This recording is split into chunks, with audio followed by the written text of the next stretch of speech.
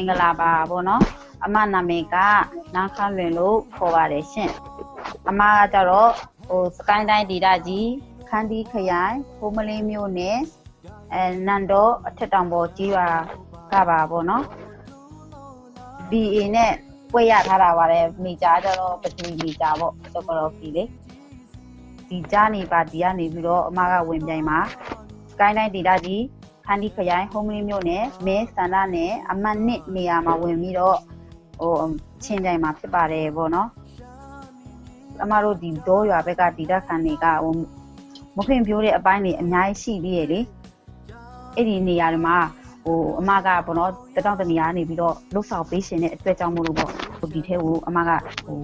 ဝင်လာရခြင်းဖြစ်ပါတယ်ပေါ့နော်ခက်ခဲဆိုတာကဒီ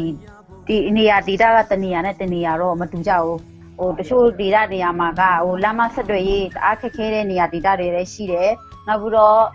ဆက်သွယ်ရေးလိုင်းတွေဖုန်းလိုင်းတွေပေါ့နော်မရရှိတဲ့နေရာဒေတာတွေလည်းရှိတယ်နောက်ပြီးတဲ့အခါကျတော့ဒီဝေးတဲ့နေရာမှာခက်ခဲတဲ့နေရာမှာတွေကကြီးလက်ဒီပိခန်းတွေမရှိတဲ့နေရာမှာရှိသလိုဒီပညာရေးပိုင်းနဲ့ကြီးလိုက်မယ်တဲ့ဆိုရင်လည်း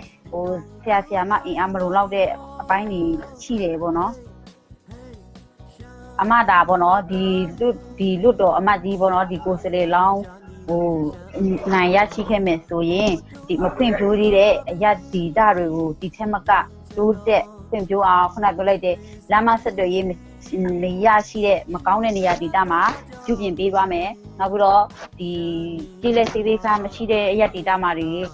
လည်းလှုပ်ဆောင်ပေးသွားမယ်ပေါ့နော်အဓိကကဒီမဖွင့်ပြိုးတဲ့အရက်ဒေသတွေကိုဦးစားပေးပြီးတော့လှုပ်ဆောင်ပေးသွားမှာပေါ့နော်